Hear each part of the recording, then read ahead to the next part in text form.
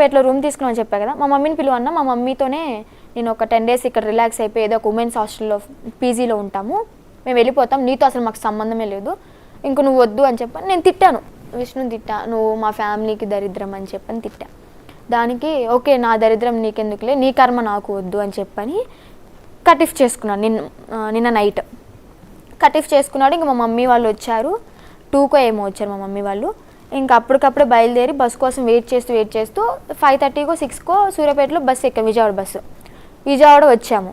విజయవాడ వస్తే మమ్మీ నన్ను ఎక్కడ తీసుకెళ్తున్నారు మమ్మీ, ఇంటికే కదా తీసుకెళ్తుంది అంటే, ఇంటికే అని చెప్పని విజయవాడ వచ్చేదాకా నమ్మించారు. విజయవాడ వచ్చిన తర్వాత రేపల్ల బస్సు ఎదుగుతున్నారు మా సొంతూరు తీసుకెళ్ళడానికి.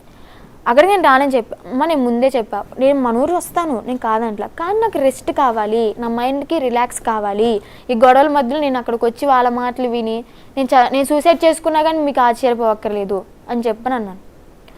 ఇప్పుడు అందుకే నేను ఇక్కడికి రావడం జరిగింది. ఎందుకంటే వీళ్ళు ఏవేవో మందులు వేస్తున్నారు నాకు. మొన్న విష్ణు గుంటూరు మానస హాస్పిటల్ అని చెప్పి సైకాలజిస్ట్ హాస్పిటల్ దగ్గర తీసుకెళ్ళారు. ఆ డాక్టర్ ఏంటంటే విష్ణు చెప్పిన మాటలు విన్నాడు. విష్ణు కొన్ని అటు ఇటు చెప్తుంటే నేను కరెక్ట్గా చెప్పాను. ఆ మాటలు విని నాకు ట్యాబ్లెట్లు ఇచ్చారు కానీ నాకు ఎలాంటి చెకప్స్ జరగలేదు. ఏ టాబ్లెట్లు ఇచ్చారమ్మా? అవి మా అన్నయ్య వాళ్ళు దాచేసుకున్నారు. ఇప్పుడు ఆ పేపర్ ఉండదు కదా, హాస్పిటల్ ఇచ్చిన పేపరు, అది చూయించి నన్ను పిచ్చిదాన్ని అని చెప్పి మళ్ళీ వెనక్కి తెచ్చుకోవాలని చెప్పి ట్రై చేస్తున్నారు. ఇప్పుడు పిచ్చిదారి మీద చూస్తున్న జనంలో ఏ ఒక్కరు కూడా అనుకోరు. అదే కదా, మెచ్యూర్డ్గా మాట్లాడుతున్నాం, అదే కదా, చక్కగా మాట్లాడుతున్నాం. సో ఇక్కడ ఆ పేపర్ ఒకటి వాళ్ళ చేతిలో ఉంది, ప్లస్ ట్యాబ్లెట్లు. అవి ఎందుకంటే 6 నెలలు నిద్రలోనే ఉంటారంట ఆ ట్యాబ్లెట్స్ వేసుకుంటే, కళ్ళు కూడా సరిగ్గా కనిపించవంట. అలాంటి ట్యాబ్లెట్స్ తీసుకున్నాడు విష్ణు. నాకు బేసిక్గా సైకాలజిస్ట్ దగ్గరికి వెళ్ళినప్పుడు చెకప్స్ మెయిన్ జరుగుతాయి, విపరీతమైన చెకప్ చేస్తారు, కౌన్సిలింగ్ చేస్తారు. ఒక 2-3 hours అసలు నువ్వు ఎందుకు సఫర్ అవుతున్నావు, ఎందుకు టెన్షన్ పడుతున్నావు అని ఒక 2-3 గంటల టైం తీసుకుంటారు. 10 minutes కూడా లేము డాక్టర్ దగ్గర. తర్వాత కూడా ఇచ్చే టాబ్లెట్స్ ఏంటంటే యాంగ్జైటీ తగ్గడానికి ఒక టాబ్లెట్ ఇస్తారు, రిలాక్స్ అవ్వడానికి, హ్యాపీగా ఎక్కువ నిద్రపోతే నువ్వు మరుసటి రోజు పిచ్చి ఆలోచనలు అధిక ఆలోచనలు రాకుండా ఉంటాయని నిద్ర పట్టడానికి టాబ్లెట్స్ ఇస్తారు. ఇవి తప్ప వేరే టాబ్లెట్స్ ఎవరు ఐస్ కూడా కనిపించవు అని చెప్పని అన్నారు, కళ్ళు కూడా కొంచెం మసమసగా కనిపిస్తాయి అని చెప్పని అన్నారు. ఓకే, అలాంటి టాబ్లెట్స్ ఇప్పించారు నాకు, నేను వేసుకోలేదు. ఓకే, మొన్న విష్ణు బలవంతం చేస్తే మధ్యాహ్నం టాబ్లెట్ ఒకటి చిన్నది ఉంటే అది ఒకటే వేసుకున్నాను. అది స్లీపింగ్, నిద్రపోవడానికి ఇస్తారు, సహజంగా ఇచ్చేది అది. ఎందుకంటే ఎక్కువ నిద్రపోతే ఏంటంటే యాంగ్జైటీ, ఆందోళన, రకరకాల స్ట్రెస్ ఇవన్నీ తగ్గుతాయి, హ్యాపీగా నిద్రపోతారని అది ఇస్తారు సహజంగా ఎవరికైనా. ఇప్పుడు నేను చెప్పేది ఏంటంటే నాకు ఎలాంటి పిచ్చి లేదు, నేను మంచిగానే ఉన్నాను, మెంటల్లీ స్టేబుల్గానే ఉన్నాను, అన్నిట్లో పర్ఫెక్ట్ ఉన్నాను. అది నువ్వు బంగారు తల్లిలా ఉన్నావమ్మా. నువ్వు ఎక్కడ నీకు అలాంటిది ఉందంటే మేమే కాదు, ఇప్పుడు కొన్ని వేల మంది చూస్తున్నారమ్మా నిన్ను. చూస్తున్న ఏ ఒక్కరు కూడా నువ్వు నీలో ఇది కూడా లేదు, చాలా మెచ్యూర్డ్గా ఉన్నావు. బట్ ఏదో ఒక విషయంలో సఫర్ అవుతున్నావు అనేది నాకు కూడా అర్థమవుతుంది, చూస్తున్న జనానికి. సఫర్ అవుతున్నావు అంటే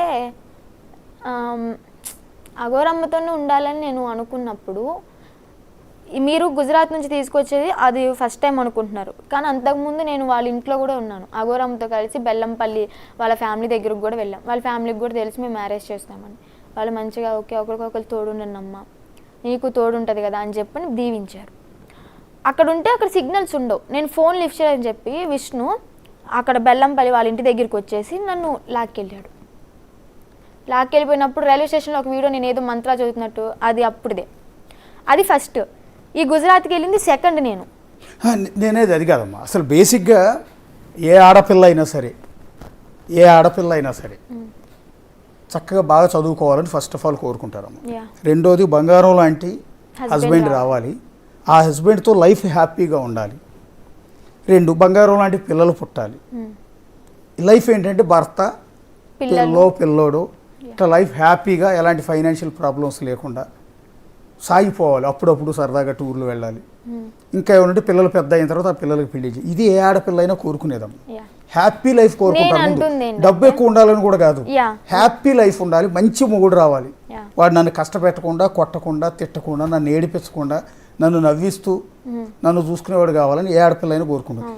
కానీ అందుకు భిన్నంగా మీరు నాకు మొగాడితో పెళ్ళొద్దు, ఒక మంచివాడు, ఒక జెన్యూన్ అయిన ఈ అఘోరి అమ్మతో పెళ్లి కావాలని కోరుకున్నారు అంటే ఆ వైరాగ్యం వచ్చింది సంథింగ్. ఇప్పుడు అబ్బాయితో అంటే సెక్స్ మెయిన్ కాదు, అబ్బాయిని పెళ్లి చేసుకో అన్నది మెయిన్ కాదు, ఇక్కడ పిల్లలు పుట్టాలి అనే రూల్ ఏం లేదు, పెంచుకోవచ్చు, మనం ఎవరితో ఉన్నా కానీ హ్యాపీగా వాళ్ళతో ఉండే దాన్ని బట్టి ఉంటుంది, ఎలా బతకాలి అనేది మనం చూస్ చేసుకునే దాన్ని బట్టి ఉంటుంది. నేనేదేమో అది ఓకే, అది నెక్స్ట్ లెవెల్ థింకింగ్ మీది, మీ బ్రాడ్ థింకింగ్, అది తప్పేం లేదు, అది కూడా తప్పేం కాదు, మీ ఆలోచన కూడా కరెక్టే. అలా ఆలోచన మారటానికి ఏదో కారణం ఉంటుందంటున్నా నేను. మీరు అట్లా డెసిషన్ తీసుకుంటారు, మగాన్ని పెళ్లి చేసుకుంటున్నారంటే పెళ్ళి అనేది కేవలం సెక్స్ కోసం మాత్రమే కాదు కదా, లైఫ్లో బాగా